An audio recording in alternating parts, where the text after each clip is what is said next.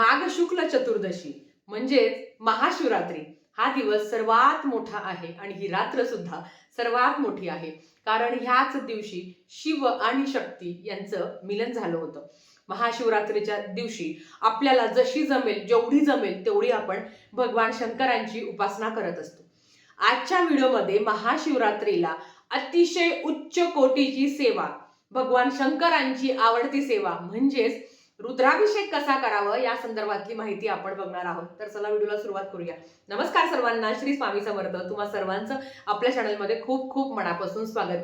बघा, अगदी 15 तारखेला ज्या 4 प्रहरीचा जो शुभ काळ आहे, या 4 प्रहरामध्ये तुम्ही सेवा करू शकता, म्हणजेच रुद्राभिषेक करू शकता किंवा जो काही निश्चित काळ आहे तेव्हाही तुम्ही रुद्राभिषेक करू शकता. ज्यांना जागरण करणं शक्य होत नाही त्यांनी 15 तारखेच्या प्रदोष काळी म्हणजे संध्याकाळी 6 वाजता पण तुम्ही रुद्राभिषेक करू शकता. ज्यांना संध्याकाळीही करणं शक्य होत नाही त्यांनी सकाळी सुद्धा सेवा करू शकता. बघा, महाशिवरात्री, शिवरात्री म्हणजे ह्या दिवशी रात्री सेवा करायला महत्व आहे.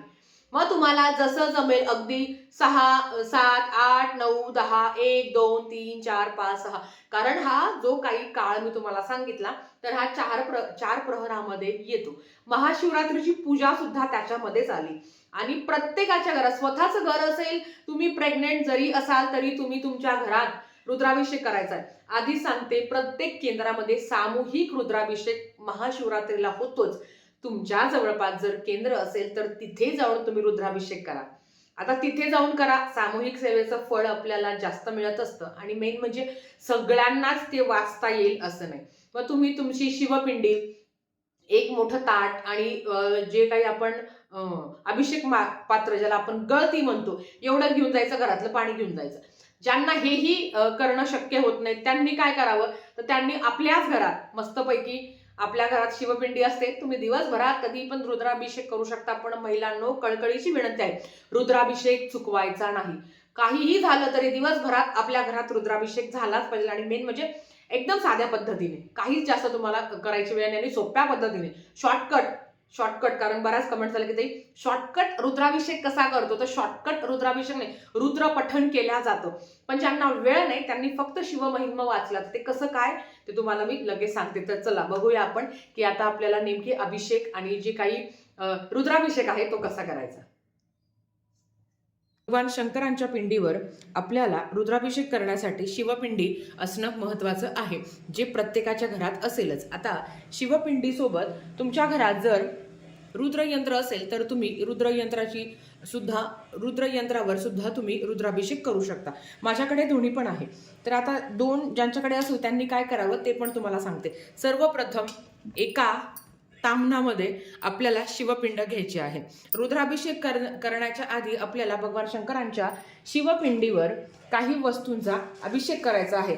जे तुमच्या घरात असेल, मग त्याच्यात पंचामृत आलं किंवा दही असेल, साखर असेल, तूप असेल, कच्चं दूध असेल, मध असेल, यांनी सर्वप्रथम आपल्याला भगवान शंकरांची पूजा करून घ्यायची आहे. मी रुद्राभिषेक देवघराच्या समोरच करते, तर माझा दिवा लावलेला आहे. तुम्ही जर दुसरीकडे कुठे करणार असेल तर सर्वप्रथम तुम्हाला दीप प्रज्वलन करून घ्यायचं आहे आणि मग, कारण कुठली पण देवाची सेवा करण्यासाठी आपल्याला दिवा लावणं, दीप प्रज्वलन करणं महत्त्वाचं असतं, कारण आपण अग्निदेवतेच्या साक्षीने ती सेवा करत असतो. आता सर्वप्रथम आपल्याला शिवपिंडीवर आपल्याला पाणी आपल्याला अर्पण करायचं आहे. ओम नमः शिवाय, ओम नमः शिवाय, ओम नमः शिवाय, ओम नमः शिवाय. पाण्याचा अभिषेक करून झाल्याने कच्च्या दुधाचा अभिषेक करायचा असतो. ओम नमः शिवाय, ओम नमः शिवाय, ओम नमः शिवाय, ओम नमः शिवाय, ओम नमः शिवाय, ओम नमः शिवाय, ओम नमः शिवाय. या पद्धतीने तुमच्या घरात जे आहे, मध असेल किंवा तूप असेल तर तुम्हाला या सगळ्या पदार्थांनी भगवान शंकरांच्या पिंडीवर अभिषेक करून घ्यायचा आहे. सगळ्या वस्तूंनी अभिषेक करून झाल्यावर परत एकदा आपल्याला शिवपिंडी स्वच्छ धुवून घ्यायची आहे. ओम नमः शिवाय, ओम नमः शिवाय, ओम नमः शिवाय. शिवपिंडीवर जलाभिषेक करून झाल्यावर शिवपिंडी ताम्हणातून काढून घ्यायची आणि नंतर ती स्वच्छ वस्त्राने साफ करायची. नंतर आपण रुद्राभिषेकाला सुरुवात करू शकतो. रुद्राभिषेक करण्यासाठी जे ताम्हण आपण घेणार आहोत अर्थात ते मोठं घ्या, कारण आपल्याला सेवा करताना तेवढं गळतीने पाणी खाली गळत गळत असतं आणि तेवढं पाणी पण लागणार आहे आणि तेवढं ताट पण मोठं लागणार आहे, कारण त्याच्यावर आपण भरपूर अशा सेवा करणार आहोत. तर रुद्राभिषेक करण्यासाठी शिवपिंड असणं महत्वाचं आहे, त्याच्याच बरोबर गळती असणं पण महत्वाचं आहे. गळती का बरं, तर तुम्हा सगळ्यांना माहिती आहे जेव्हा आपण रुद्राभिषेक पठण करत असतो आणि फक्त पाण्याचा अभिषेक करतो आपण, तर ह्या गळतीवर तुम्हाला असं पाणी टाकायचं आहे की जेणेकरून थेंब थेंब पाणी भगवान शंकरांच्या शिवपिंडीवर पडेल आणि हे सगळं होत असताना तुमची दुसरीकडे सेवा पण होईल.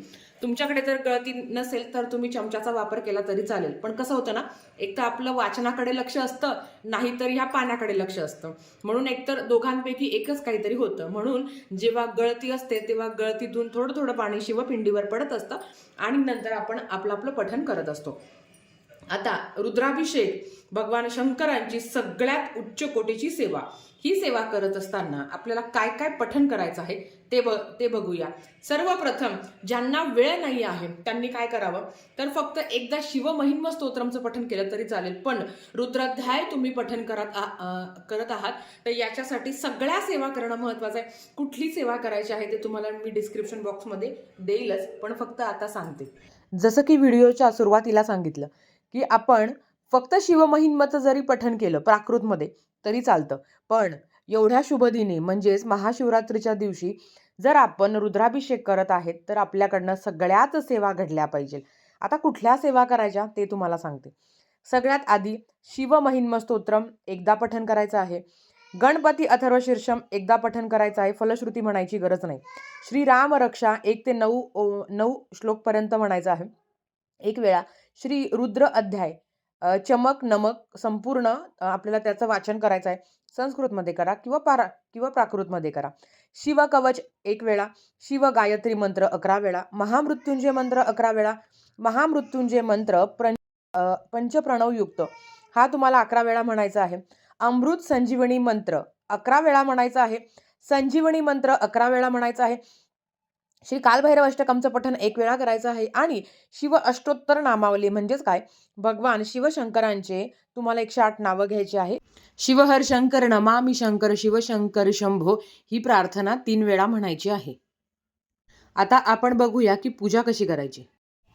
तर ओम नमः शिवाय, ओम नमः शिवाय या पद्धतीने. तुमच्याकडे जर रुद्राक्षाची माळ किंवा हार नसेल तर नाही अर्पण केलं तरी चालेल. आपल्याला धोत्र्याचं फळ किंवा फूल असेल तुमच्याकडे तर ते सुद्धा तुम्ही भगवान शंकरांना अर्पण करू शकता. ओम नमः शिवाय, ओम नमः शिवाय. आणि पांढऱ्या रंगाची फुलं असेल तर ते सुद्धा तुम्ही भगवान शंकरांना अर्पण करू शकता. कुठलाही देव हा फक्त भक्तीचा भुकेला आहे, पण भगवान शंकरांना ह्या सगळ्या गोष्टी प्रिय आहे, म्हणून तुम्हाला जर शक्य असेल तर तुम्ही आवर्जून हे भगवान शंकरांना अर्पण करू शकता.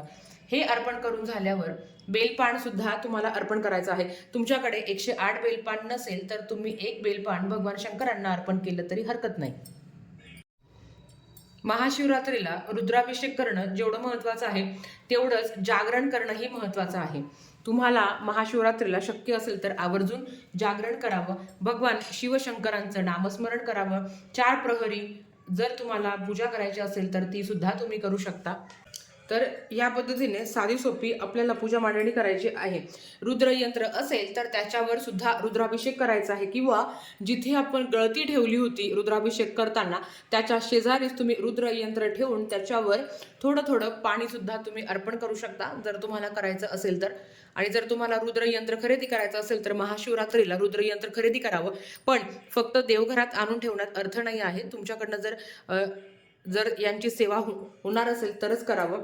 आता जर कोणी व्यसनाधीन व्यक्ती असेल, कोणी ना बाधित व्यक्ती असेल, आजारी व्यक्ती असेल तर त्याला रुद्राभिषेक म्हणजे रुद्रयंत्रावर रुद्राभिषेकाचं पठण करून जर पाणी दिलं तर नक्कीच त्याच्यावर चांगला परिणाम होतो आणि त्याचे व्यसन दूर होता असं म्हटलं गेलं आहे. तर त्या संदर्भात नंतर माहिती येईलच. ह्या पद्धतीने आता तुमच्याकडे आता महाशिवरात्रीचा जेव्हा उपवास असतो तर तेव्हा अर्थात आपण फलहार घेत असतो, तर तुम्ही फळं नैवेद्याला ठेवू शकता. किंवा जर नसेल तर फक्त दूध आणि साखरेचा नैवेद्य दाखवला तरी चालेल.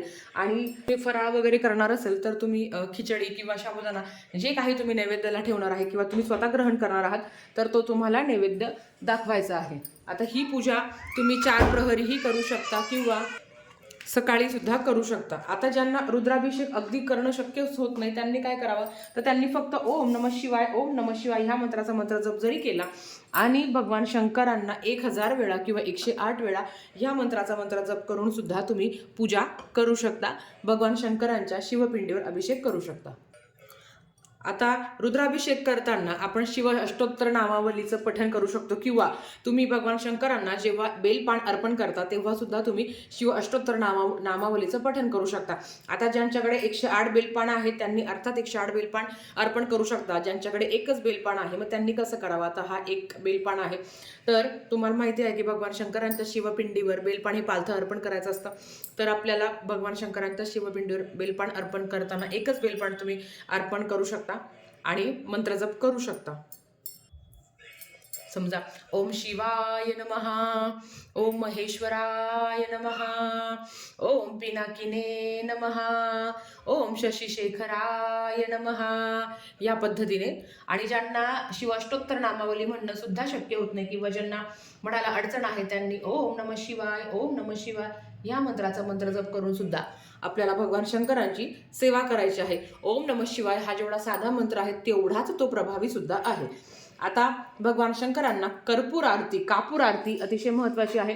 तर आपल्याला सगळ्यात शेवटी कापूर आरती सुद्धा करायची आहे. कापूर पेटवावं आणि मग आरतीला सुरुवात करावी. आता तुम्हाला जी भगवान शंकरांची आरती येते आणि जी आवडते ती तुम्ही म्हणू शकता. तर ह्या पद्धतीने आपल्याला भगवान शंकरांची साधी सोपी आणि तेवढीच प्रभावी अशी सेवा करायची आहे.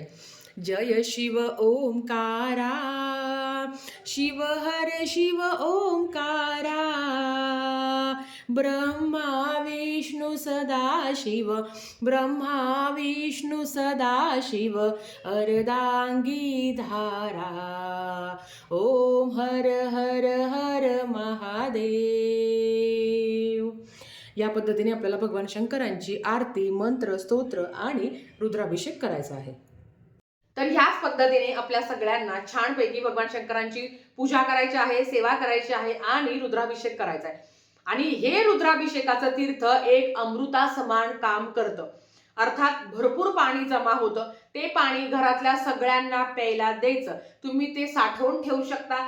जेव्हा जेव्हा वाटतंय आपल्याला की बाबा एखाद्याचं आजारपण आहे, काहीतरी व्याधी जडलेली आहे, नकारात्मक वाटत आहे, तुम्ही ते प्राशन करू शकता. म्हणजे तुम्ही ते पिऊ शकता किंवा आपल्याही घरात थोडं थोडं तुम्ही शिंपडू शकता. जर आपल्याला वास्तुदोष असेल, घरात निगेटिव्हिटी वाटत असेल, कधी कधी असं होतं बघा की आपल्याला खूप असं जड अंग पडलं आहे, अशा वेळेस पण त्या तीर्थाचा वापर करू शकता. किंवा ज्यांना वाटतं की ते आम्ही नेहमी रुद्राभिषेक करत असतो तर मग अशा वेळेस तुम्ही ते पाणी आहे सगळ्यांनी प्राशन करून जर थोडंफार उरलं तर कुठल्याही झाडाला तुम्ही अर्पण करू शकता. पण ते करूच नका, कारण महाशिवरात्रीच्या दिवशी तो रुद्राभिषेक घडलेला आहे. त्याचं शिवतत्व किती जास्त प्रमाणात जागृत झालेलं असतं आणि त्या सेवेमध्ये किती ताकद असते, त्या पाण्यामध्ये किती ताकद असते ना, हे खूप महत्वाचं आहे. म्हणून ते तुम्ही साठवून ठेवा आणि तुम्हाला वाटलं तर तुम्ही सगळ्यांनी एकत्रित पिऊ शकता. ते तीर्थ तुम्ही सगळ्यांना पिण्यासाठी द्या आपल्या घरातल्यांना. ठीक आहे, आजच्यासाठी फक्त इतकं. झालेली सेवा स्वामींच्या चरणी मी रुजू करते आणि आजचा व्हिडिओ इथे थांबवते. आवडला असेल तर लाईक शेअर सबस्क्राईब करा. व्हिडिओ परत अशाच एका नवीन व्हिडिओ सोबत. तोपर्यंत श्री स्वामी समर्थ.